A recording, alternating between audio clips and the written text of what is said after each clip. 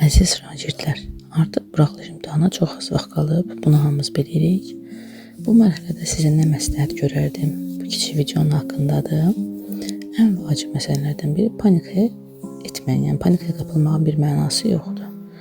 Yəni bu son vaxtlarda biz möcüzə yarada bilməyəcəyimiz üçün bildiklərimizdən düzgün istifadə etməyə çalışmalıyıq. İngilis dili mən öz fənnimə görə sırf deyim. İngilis dili elə bir şeydir ki, onu əzbərləməklə mümkün deyil nə isə eləmək, yəni anlamaq, tətbiq etmək, yadda saxlamaq daha vacibdir. Ona görə də yeni mövzu öyrənməkdənsə daha çox test işləyin. Çünki imtahanda biz bildiklərimizin tətbiqidir. Siz çox bilə bilərsiniz, amma səhv tətbiq edə bilərsiniz. Ona görə də ən yaxşı yol çoxlu testlər işləməkdir. Təzə qayda öyrənməkdənsə, onu yadda saxlamağa çalışmaqdansə, əzbərləməkdənsə, hətta təzə qaydalar varsa belə, onu testin üstə tətbiq etməyiniz daha məsləhət uyğundur.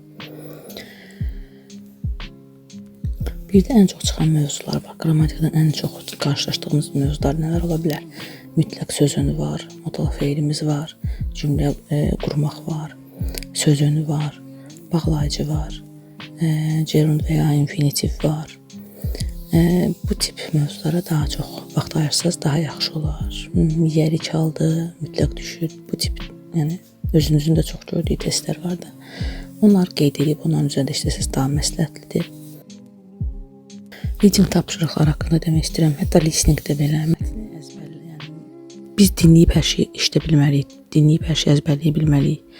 Və yaxud oxuyub hər şeyi əzbər bilə bilməliyik. Ona görə vaxt itkisidir mətn oxumaq. Və yaxud full listening əzbərləməyə çalışmaq.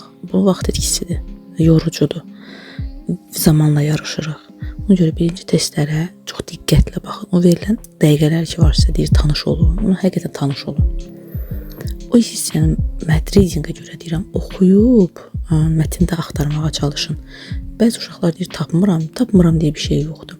Ola bilsin ki, orada məsələn verib, nə bilim, gain, orada verib achieve, nə bilim, get. Yəni sinonimin verə bilər. Ona mütləq izləyin, onu tapmağa çalışın. Listeningdə isə o qədər qəşəng variantlarla tanış olun ki, yəni eşidən kimi bilin ki, aha, buydu. Tez qeyd edin. Və ən önəmli detal, özünüzə güvənin. Boş güvən yox, yəni oxumadan mən özümə güvənirəm deməkdən söhbət getmir. Çalışmısınız, oxumusunuz, bugünə qədər əziyyət çəkmisiniz və bir biliyiniz var. O öyrəndiyim mənə kifayətdir. Mən əlimdən gələn ən yaxşısını eləmişəm və nəticəsində görəcəm. Bu düşüncənə yanaşın məsələyə. Panikaya qapılmaq, çünki sizi biraz da geriyə atacaq.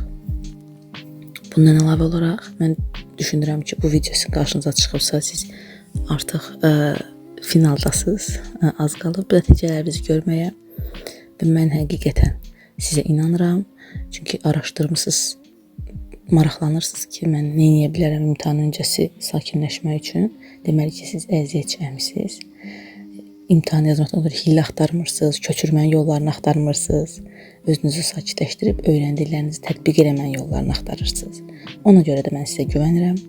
Sadəcə sakit olun, tələsməyin, bacardığınızın ən yaxşısını edin və sonunda sizə uğurlar arzulayıram.